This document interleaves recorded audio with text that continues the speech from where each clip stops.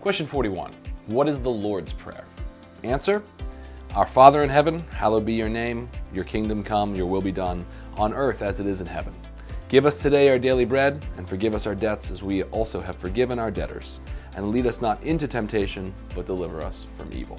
So, yeah, kind of embarrassing that a pastor reads that answer, but I want to make sure I get it all right, as we're going through this. But I want to key in on why Jesus gave this and what are we to do with it. So we want to be careful that this really is not a prayer to pray. It is a model for prayer. Because if you go back into the text of Matthew, his disciples say, Lord, teach us to pray. So Jesus provides this Lord's Prayer, the Lord's Prayer, as a framework, as a model.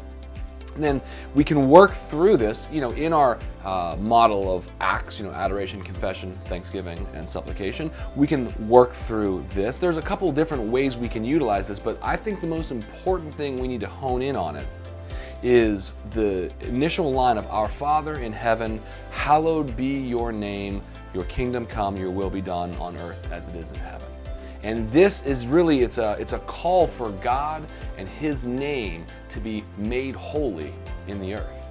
And that's really what we do as the church. We exist so that we make disciples, we share the gospel, we preach Christ, and we are making God's name holy. We are hallowing it or setting it apart as something sacred.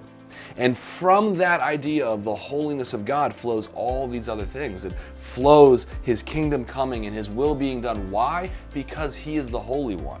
Why will his reign never be interrupted? Because he is the Holy One. Why would he be able to give us our daily bread? Because he is the Holy One. Why would he forgive us our debts? Because he is the Holy One. So it really puts the proper emphasis and focus for all of our prayer life on God, as it should be, and not on us, right?